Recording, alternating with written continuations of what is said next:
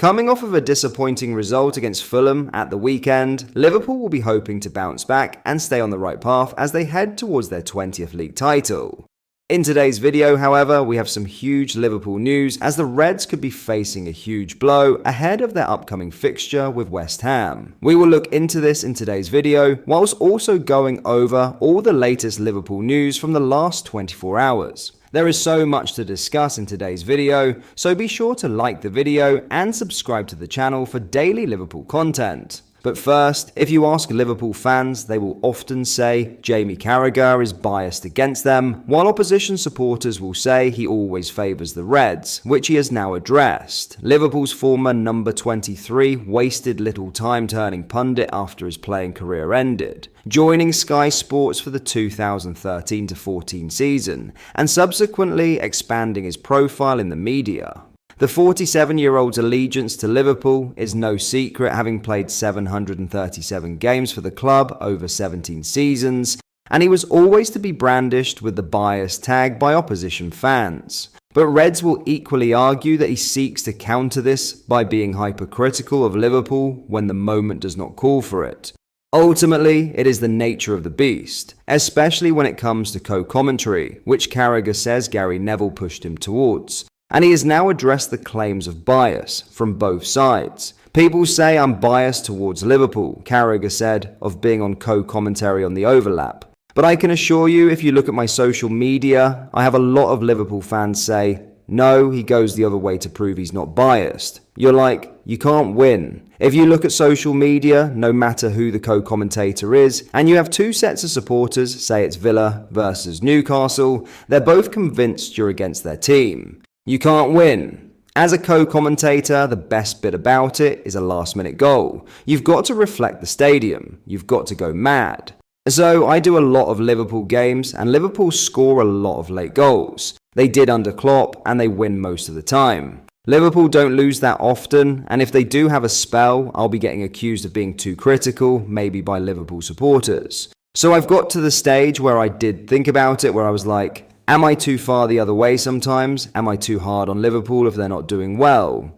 In the end, I've just thought, I'm just going to say what I think, and if subconsciously I am biased to Liverpool on something, or I maybe get more excited with a goal, it's me. That's the way I am. I don't get bothered by social media now. Now, in a huge blow ahead of the upcoming West Ham clash, Liverpool welcomed back Conor Bradley over the weekend. But what is the latest on the status of Trent Alexander-Arnold, Alisson and Joe Gomez? The Reds have 7 games and 6 weeks left in their season, meaning any injuries picked up in the coming weeks would likely spell the end of their 2024/25 campaign. As for those currently on the injury list, Arne Slot is still awaiting the return of Alisson, Alexander-Arnold and Gomez, who have missed the last 2, 3 and 11 games respectively. Alisson has been training as normal after a concussion with Brazil on international duty, but has yet to pass the fit to play protocols, meaning Carmen Kelleher has been tasked to step up.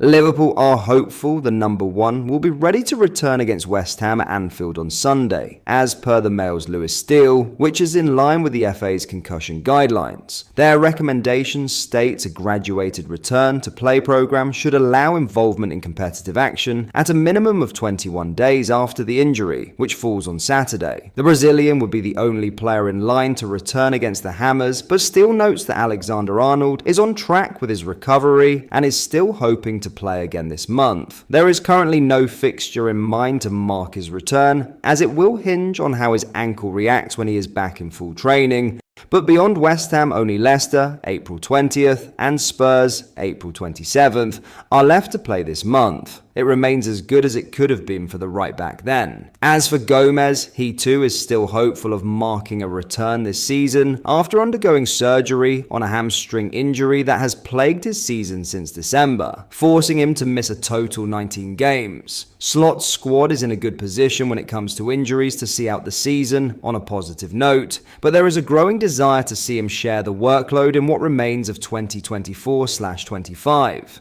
In other news, Mohamed Salah will reportedly skip Egypt's international obligations at the end of the campaign, but it is still undecided if that will be to Liverpool's benefit for next season. The ridiculous nature of the football calendar means players will be called up to represent their country a week on from the conclusion of their club season, June 2nd to 10th. 2 fixtures or a training camp await most, and all eyes will be on how international managers approach the task at hand, whether they afford regular starters a break or ask even more of them. Salah is set to be handled with care, with Arabic reporter Ismail Mahmoud claiming on X that the 32-year-old will miss Egypt's training camp in June to extend his time off after Liverpool's 56-game season. Liverpool's number 11 has played the second most minutes of any player under Arne Slot this season, accumulating 3,876 minutes to sit behind only Virgil van Dijk, 3,897. With no further summer obligations until pre-season, if the news is accurate, it will be an invaluable time for Salah, but it remains to be seen if it will be of service to Liverpool,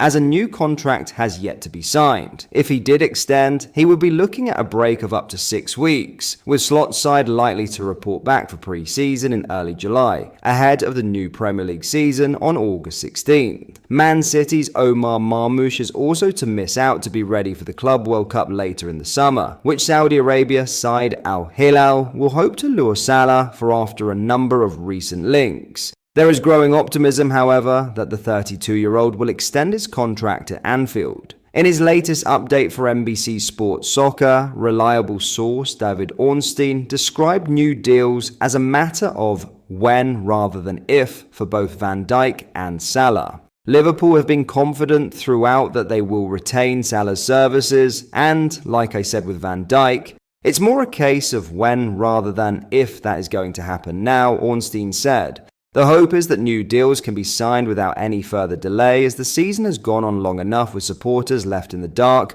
over the futures of Salah, Van Dijk and Trent Alexander-Arnold. Salah's expected absence from Egypt's June training camp could offer him much-needed rest after a taxing season, potentially giving Liverpool a fresher version of their star forward heading into pre-season. However, the bigger picture remains uncertain, with his contract situation still unresolved. There is growing optimism that Salah, along with Van Dijk, will sign new deals, but until that happens, questions over their futures will continue to loom. Liverpool fans will be hoping the summer brings not just recovery for key players, but clarity and renewed commitment from those central to the club's next chapter under Arne Slot. But that is all for today's video. Thank you for watching. I hope you enjoyed. If you did, please drop a like on the video and subscribe to the channel for daily Liverpool content. We post all the latest Liverpool news every day, so join our fast-growing community so you never miss out. Thank you. I'll see you in the next video.